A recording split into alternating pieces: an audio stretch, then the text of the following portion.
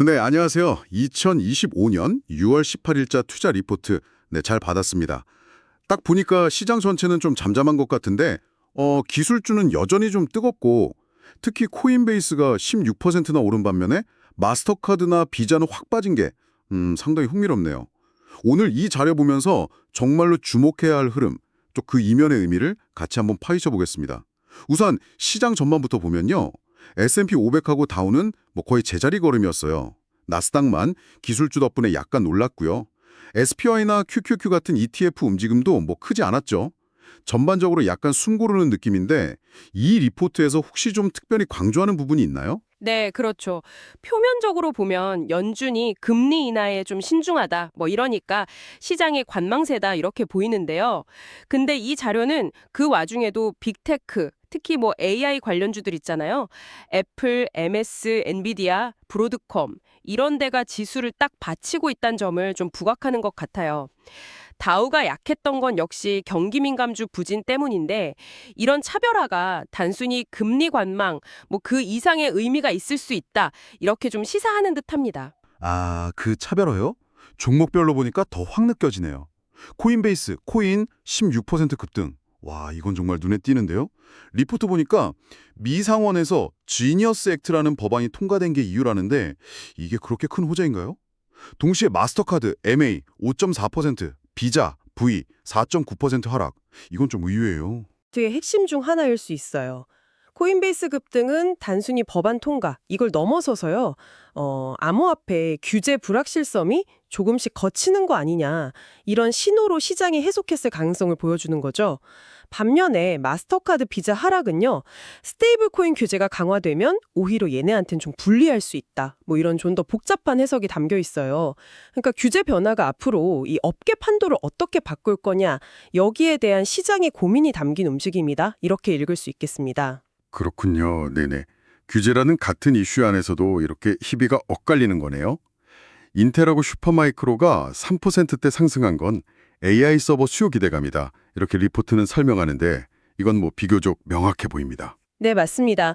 AI 관련 투자가 계속될 거다. 이런 기대감이 이들 종목에는 꾸준히 반영되고 있는 거죠.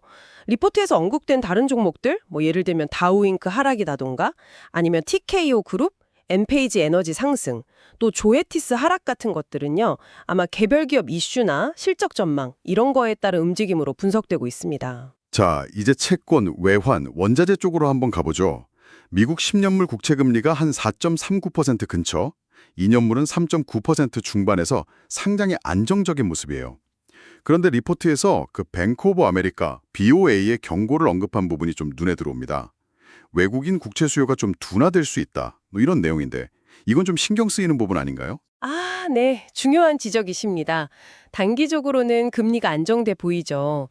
근데 보에프의 경고처럼 장기적으로 외국인 수요가 줄면 이게 미국 정부 자금 조달 비용이 늘고 결국 시장 유동성에 문제가 생길 수도 있다. 이런 잠재적 위험을 이 리포트가 딱 짚어주고 있는 겁니다. 당장은 아니더라도 계속 좀 주시해야 할 변수죠. 금 가격이 온스당 한 3,385달러 수준 유지하는 건 중앙은행들이 계속 사고 있고 또 지정학적 불안 요인 덕분이고요. 유가 역시 중동 긴장감에 따라서 배럴당 한 75달러 선에서 움직이고 있습니다. 글로벌 시장 상황도 간단히 좀 짚어주시죠. 유럽, 중국, 일본 상황이 각각 다르다고 리포트에 나오는데 이게 우리 시장이나 혹은 투자 전략에는 어떤 영향을 줄 수 있을까요? 네, 지역별로 차별화가 확실히 뚜렷합니다. 유럽은 ECB 기대감이 좀 줄면서 혼조세고요. 중국은 디지털 위안 이슈도 있고 경제 지표도 좀 부진해서 약세. 일본은 BOJ, 일본은행 정책 변화로 금리가 좀 안정되는 모습이죠. 이 리포트는 이런 글로벌 거시 환경 변화가 결국에는 미국 시장에도 영향을 미칠 수 있다. 이걸 좀 암시하고 있어요. 예를 들어서 중국 경제가 둔화되면 미국 기업 실적에 영향을 줄 수 있고 유럽의 긴축 기조 변화는 달러 강세나 약세에 영향을 줄 수 있겠죠. 그래서 연준의 신중론, 지정학적 리스크와 함께 이런 글로벌 변수들도 같이 고려해야 한다. 이런 메시지입니다. 네, 오늘 보내주신 6월 18일자 투자 리포트 통해서 시장의 여러 단면들을 한번 살펴봤습니다. 겉으로는 좀 조용해 보이지만 기술주의 독주, 또 규제 변화에 따른 명암교차, 채권 시장의 잠재적 위험, 그리고 각기 다른 방향으로 움직이는 글로벌 시장까지 고려할 점이 참 많네요. 이 분석이 현재 시장을 좀 더 입체적으로 이해하시는 데 도움이 되었으면 합니다. 네, 여기서 한 가지 더 생각해 볼 거리를 좀 던져드리고 싶은데요. 리포트가 보여주듯이 연준은 신중한데 시장의 특정 섹터, 기술주 같은 곳은 약간 과열 양상이고 채권은 안정적인 것 같으면서도 경고음이 들린단 말이죠. 이런 좀 상충되는 신호들을 종합해 볼 때 앞으로 시장 방향에 대한 당신의 기존 전망은 혹시 어떻게 수정되어야 할까요? 혹은 이 리포트에서 그냥 사소하게 언급되었지만 어쩌면 다음 시장의 향방을 알려줄 의외의 키가 될 만한 지표는 무엇일지 한번 곱씹어 보시는 건 어떨까 싶습니다.